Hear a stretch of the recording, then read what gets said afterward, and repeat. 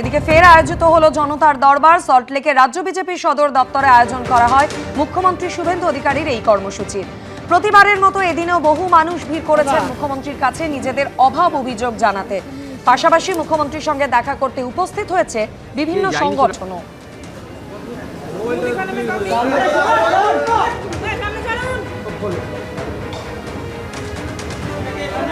আমাদের সমস্যাটা হচ্ছে আমাদের 2021-এর পর যেখানে আমাদের ভালো হওয়ার কথা ছিল, কোভিড মহামারীকালে আমরা এক দিন 300 থেকে 350 ভ্যাকসিনেশন করেছিলাম, সেখানে আমরা দেখলাম যে আমাদের কোনো নাম নেই, মানে আমাদের কোনো অস্তিত্ব নেই, এফটিএস বলে কোনো কিছু নেই।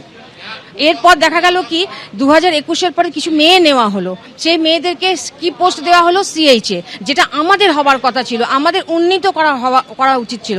আমরা 6,500 টাকা বেতনে সমস্ত কাজ করে থাকি। 6,500 টাকার বেতনে সমস্ত কাজ। শেষ কবে বেতন বেড়েছিল? আমাদের শেষ বেড়েছিল 2021-এ। তারপর থেকে আমাদের আর কোনো কত টাকা? তখন আমাদের 3,000 বেতন বেড়েছিল। আপনারা আজকে মুখ্যমন্ত্রীর কাছে কি দাবি জানাতে চান? আমরা আসল কথা এর আগে প্রাক্তন মুখ্যমন্ত্রীর কাছে আমরা দুবার গেছি, নবান্ন এবং কালীঘাট।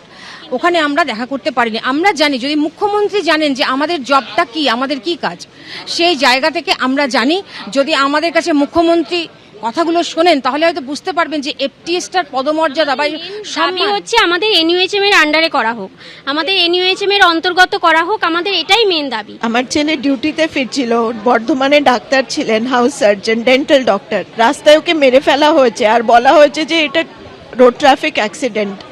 আমাকে জানানো হয় 2 ঘন্টা বাদে, তাও পুলিশ জানায় না। কো প্যাসেঞ্জারের মা যে শিলিগুড়িতে স্টেশন, আমাদের হাউসিং সোসাইটির সিকিউরিটির কাছে, যার নাম্বার অ্যাক্সেসিবল কারোর কাছে নাই, ইন্টারনাল পারপাসের জন্যই ওটা ইউজ করা হয়। পুলিশ আমাদের একটুও সাপোর্ট করেনি, আমাদেরকে স্পটে নিয়ে যাওয়া হয়েছে 7 দিন বাদে, রিপোর্ট এসছে 27 ডেজ বাদে। আমরা SP, additional SP, SDPO, OC, IO সবাইকে পারসিউ করছি যে আমাদেরকে রিপোর্টটা দিন।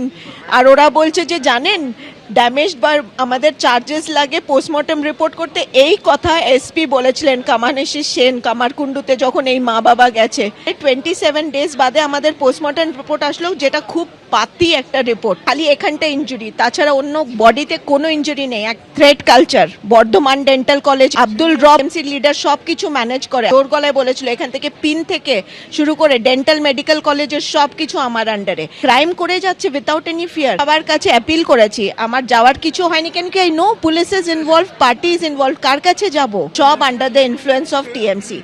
কোনো বিচার হয়নি। যারা দোষী, যারা এইভাবে, ওনারা টিচার, বাচ্চাদেরকে ওনারা কোনোভাবে সাহায্য করে না। যখন অসুস্থ হয় বাচ্চাদের বমি পেলে মুখ চেপে নিয়ে যাওয়া হয়। কোনো সময় কোনো বাচ্চার সাথে দুর্ঘটনা ঘটে যেতে পারে। আমার বাচ্চা আজকে চলে গেল, এভাবে কোনো বাচ্চার সাথে যাতে এত মর্মান্তিক ঘটনা না হয়। ওরা ছোট মানুষ, ওরা তো বলতে পারে না, ওদের তো সেই ক্ষমতা নেই। ব্রেনে অক্সিজেন না যাওয়ার কারণে তারপরে পড়ে গিয়ে মাথায় রক্ত জমে গেছে, এগুলো আমাদের কিচ্ছু জানানো হয়নি, কিচ্ছু বলা। যে ম্যাম ছিল ওই সময় গার্ডে, ওনাকে আমার হাজব্যান্ড ফোন করেছিল, কিন্তু উনি বললো না পড়ে যায়নি, কিচ্ছু হয়নি।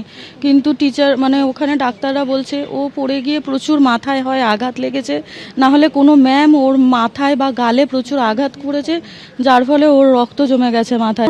ক্লাস 2-এ কোনো প্রবলেম হয়নি, কিন্তু ক্লাস 1-এ যখন পড়তো এই কোঅর্ডিনেটর ম্যামই ওদের ক্লাস টিচার ছিলেন। ও তখন বলতো মা আমাকে ম্যাম খুব বকে, কেউ হয়তো দুষ্টুমি করতো বলে ম্যামকে আমি বললেও ম্যাম শুনতে চায় না, উল্টে আমাকে ভয় দেখায়, টিফিন খেতে দেয় না। এমনকি ও ভয়েতে ক্লাস 1-এ যখন পড়তো অনেক সময় ও স্কুলে যেতে চাইতো না। এগুলো তো আমরা এতটা ভাবিনি। ওকে সন্তানের মতন ভাবে যারা সবাই এগিয়ে এসেছে তাদের 14 জনকে তাদের উপরে অত্যাচার করা হয়েছে, তাদেরকে ধরে নিয়ে যাওয়া হয়েছে। সম্মানের ভয় সবারই তো থাকে। মানে একজন সরকারের কাজ হচ্ছে মানুষের সেবা করা, মানুষকে যতটুকুনি পারে। এই যে দুয়ারে সরকার, বিভিন্ন নাম দিয়ে দুয়ারে সমাধান, দিদিকে বলো, এগুলো কোথায়? এতদিন এত বছর ধরে এইসব দিদিকে বলো দুয়ারে সমাধান হলে তাহলে আজকের ডেটে এত লোক থাকতো না। এবং উনি কোনোদিন কোনো সমাধান করেননি, মানুষকে লুট করেছে। সমাধানের নামে মানুষকে লুট চলেছে, নেতা নেত্রীরা লুট করেছে। এবং সেই জন্য আমাদের মুখ্যমন্ত্রী অন্যরকম, আজকে সামনাসামনি বসে প্রত্যেকের সঙ্গে আলাদা করে কথা বলছে, মানুষের কথা জানতে পারছে এবং মানুষের সমাধান করার চেষ্টা করছেন। আশা করি বহু মানুষ আমাদের মুখ্যমন্ত্রী থেকে আরও ফিউচারে উপকৃত হবেন। এবিপি আনন্দ, এগিয়ে থাকে, এগিয়ে রাখে।